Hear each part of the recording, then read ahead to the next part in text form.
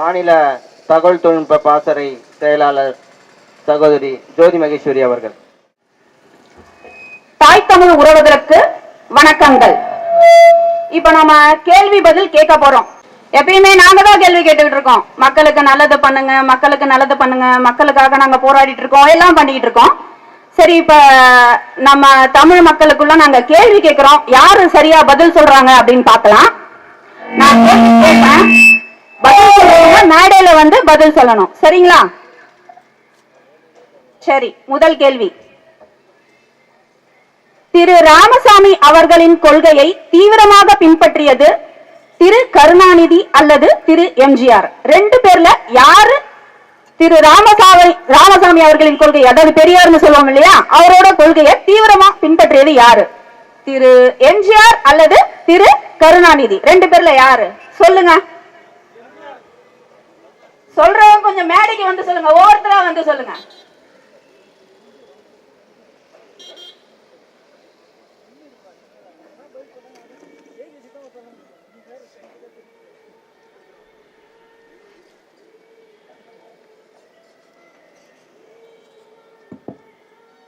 ராமசாமி அவர்களின் கொள்கையை தீவிரமா பின்பற்றினது எல்லாரும் நினைப்பீங்க கருணாநிதின்னு.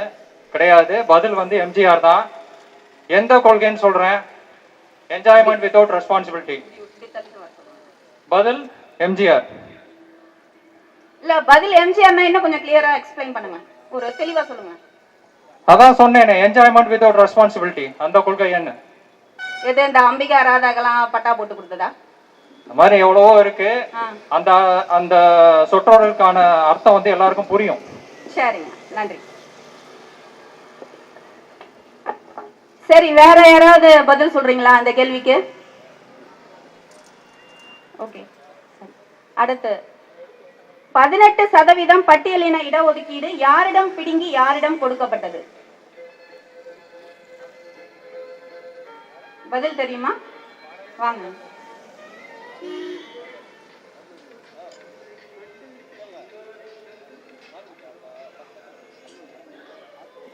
அதை செய்த பெருந்தகை வந்து ஐயா கலைஞர் தான். 18% இடஒதுக்கீடு இருந்ததை 3% வந்து அருந்ததியர் மக்களுக்கு எடுத்து கொடுத்தாரு. அதுக்காக அந்த அருந்ததியர் மக்கள் இன்னைய வரைக்கும் அவர் கோயில் கட்டி கும்பிட்டாரு. காரணம் என்ன? தாத்தா பறையர் பல்லருக்கான இடஒதுக்கீடுல இருந்து 3% எடுத்து கொடுத்தாரு.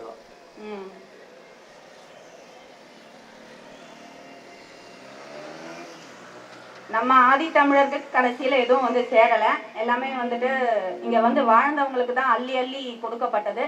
வந்தாரை வாழ வைக்கும் தமிழ்நாடு. கடைசியில நம்ம வந்து இங்க பொருளாதார பற்றாக்குறையில தான் பாதிக்கப்பட்டு இருக்கோம். சரி, இப்ப அடுத்து முக்கியமான கேள்வி. இன்றைய காலகட்டத்துல நாம் தமிழர் கட்சியை பார்த்து அப்படியே காப்பி அடிக்கிறது எந்த கட்சி? நகல் எடுக்கிறது, அப்படியே ஜெராக்ஸ், கலர் ஜெராக்ஸ் எடுத்து அடிக்கிறது எந்த கட்சி? யாராவது பதில் சொல்ல முடியுமா? மேடையில வந்து சொல்லுங்க, மேடையில வரணும்.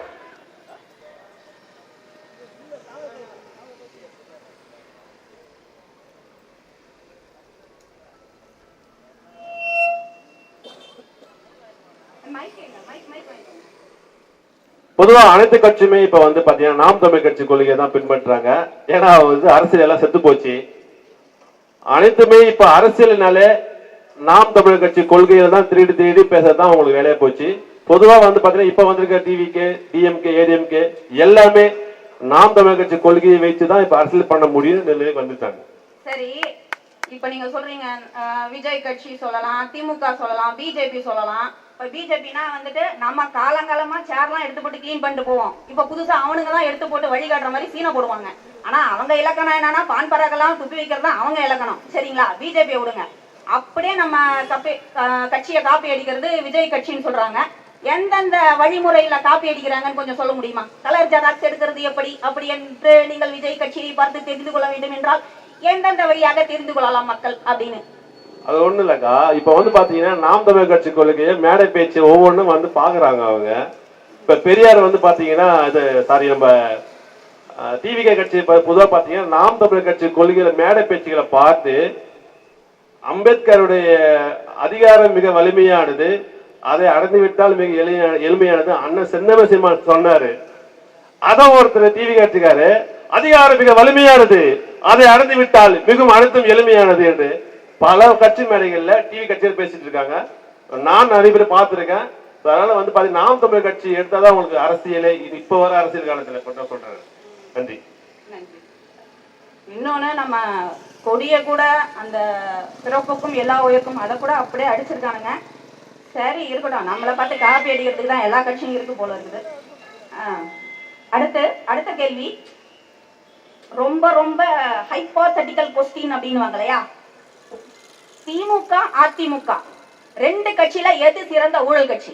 யாரால சொல்ல முடியும்? சரியான பதில். சேலஞ்ச், நாம் தமிழர் கட்சியோட சேலஞ்ச். திமுக அதிமுக ரெண்டு கட்சியில எது சிறந்த ஊழல் கட்சி? யாருக்கு கோல்டு மெடல் கொடுக்கலாம் சொல்லுங்க பாப்பா. என்னப்பா கட்சியில ஒருத்தர் கூட வர மாட்டேங்கிறீங்க முன்னுக்கு?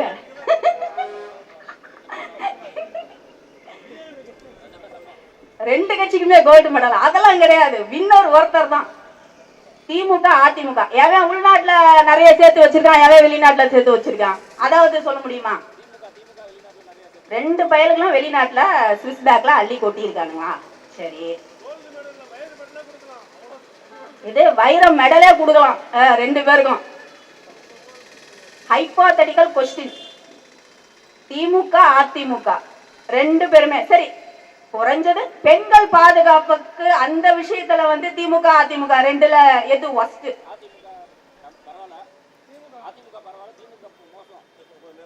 அதிமுக விட திமுக மோசம். சரி சரி, அடுத்த கேள்வி. அரசியல்வாதிகளா எல்லாருமே கெட்டவங்க அப்படின்னு பொதுமக்கள் சொல்றாங்க. இதுக்கு வந்து யாருக்காவது தெளிவா பதில் சொல்ல முடியுமா? அரசியல்வாதிகள் அப்படின்னாலே நாங்க வந்துட்டு அரசியல்வாதிகளை மதிக்க மாட்டோன்ற மாதிரி இருக்காங்க. ஆனா வீட்டுக்கு வீடு எல்லாருமே மருத்துவர்கள் கிட்ட பாத்தீங்கன்னா வைங்களேன், எனக்கு பக்கத்துல இருக்கிற மருத்துவமனையில ஒண்ணுமே இல்லாத வியாதிக்கு கூப்பிட்டு வச்சு அறுவை சிகிச்சை பண்ணி 3 லட்சம் பிடிங்கி விடுறாங்க. இந்த நிலைமெல்லாம் இருக்கு. ஆனா மருத்துவர்கள் அந்த மருத்துவத்துறையெல்லாம் சிறப்பா இருக்கு. படிக்கிற குழந்தைய முன்னால வச்சு காட்டி நாங்க சிறந்த பள்ளின்னு சொல்லிக்கிறாங்க. பள்ளிக்கூடம்லாம் சிறப்பா இருக்கு. ஆனா அரசியல்வாதிகள் வந்து நாங்க ஏன் எதுக்குன்னு கேள்வி கேட்டுக்கிட்டு இருக்கோம். மக்களின் நலனுக்காக போராடிக்கிட்டு இருக்கோம். அரசியல்வாதிகள் சரியில்லை அப்படின்னு மக்கள் சொல்றாங்க.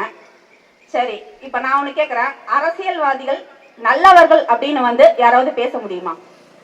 நம்ம நாம் தமிழர் கட்சியில தானே இருக்கோம். இது வரைக்கும் வந்து சரி நானே பதில் சொல்றேன். நீங்க அரசியல்வாதிகள் அப்படின்னு பாத்தீங்கன்னா நமக்கு தெரிஞ்ச அரசியல்வாதிகள்லாம் வந்துட்டு கடந்த 70 வருஷ அரசியலை தான் நம்ம பாக்குறோம். அதுக்கு முன்னால வரைக்கும் அரசியல்வாதிங்கனாலே வீட்டுக்கு கூப்பிட்டு வச்சு சோறு போடுவாங்கங்க.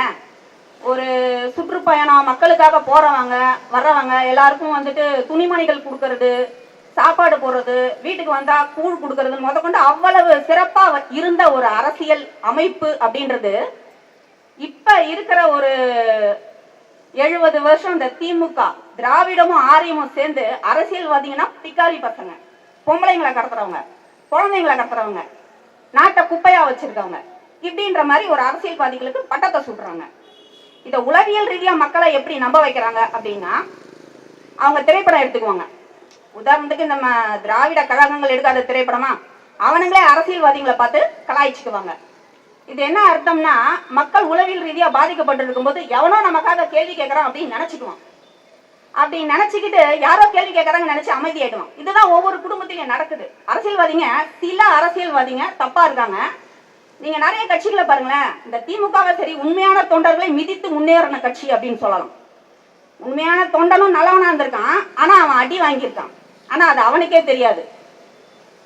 இப்படி திரைப்படங்கள் வாயிலாக உளவியல் ரீதியாகவே மக்களை ஏமாத்திட்டு இருக்காங்க. அது உண்மை நம்பி நிறைய மோசமானவங்களாம் அரசியலுக்கு வர ஆரம்பிச்சு அந்த திராவிடம் ஆரியம் எல்லாம் சூழ்ச்சி செஞ்சு, திரைப்படங்கள் எல்லாம் சூழ்ச்சி செஞ்சு அரசியல்வாதிகளோட பேரை கெடுத்து வச்சிருக்குதுங்க. உண்மையிலே பாத்தீங்கன்னா அரசியல்வாதிங்க அப்படின்றவங்க மக்களுக்காக பாடுபடுறவங்க, மக்களை அவங்க கெடுக்கிறவங்க கிடையாது. நாம் தமிழர் கட்சி வந்து இது வரைக்கும் 10 பைசா எதுக்கும் கொடுத்ததில்லை, யாருக்கும் கொடுத்ததில்லை. எனக்கு ஓட்டு போடுங்கன்னு நாங்க நல்லதுன்னு நினைக்கிறோம். நீங்க நல்லவங்களா இருந்தா ஓட்டு போடுங்க, இல்லைன்னா வேணாம். நீ வந்து திருட்டுத்தனத்தை ஆதரிக்கிறியா, இல்லைன்னா அடுத்த தலைமுறை திருட்டு பயலா வரணுமா, ஊழல் செய்யறதுதான் ட்ரெண்ட் அப்படின்னு சொல்லி கொடுக்குறியா, நீ எல்லாம் வந்து நாம் தமிழர் கட்சிக்கு ஓட்டு போட வேண்டிய அவசியமே கிடையாது. நாங்க நன்மை சார்ந்தவர்கள், நல்ல அரசியல்வாதிகளை உருவாக்குவார்கள். சரிங்களா? இதுதான் விடை. அடுத்த கேள்வி கேக்குறீங்களா? அடுத்த கேள்வி கேட்கலாம். நீட் தேர்வு, சரிங்களா? நீட் தேர்வை வந்துட்டு உருவாக்குனது யாரு, அமல்படுத்தினது யாரு? யாராவது பதில் சொல்ல முடியுமா? வந்து மேடைக்கு வந்து.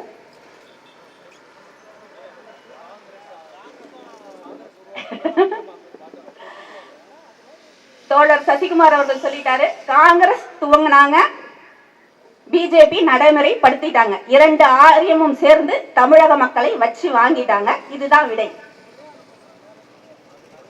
அப்புறம் கடைசி கேள்வி. ஒரு கட்சிய வச்சுக்கிட்டே அப்பனும் மகனும் சண்டை போடுவாங்க, ஆனா மக்களுக்கு வந்து எந்த நல்லதுமே பண்ணிருக்க மாட்டாங்க. அந்த மாதிரி கட்சி எது? கொஞ்சம் சொல்லுங்க. பாமக. கார்த்திகேயன் அவர்கள் பாமக அப்படின்னு சொல்லியிருக்காங்க, பாட்டாளி மக்கள் கட்சி. அனைத்து பதில்களும் சிறப்பாக இருந்தன. இன்றைய துவக்கம் சிறந்த முறையில் நடந்துள்ளது. பங்கேற்ற அனைத்து உறவுகளுக்கும் வணக்கங்கள் மற்றும் வாழ்த்துக்கள். இனமானம் காக்க இறுதி வரை போராடுவோம் நாம் தமிழர்.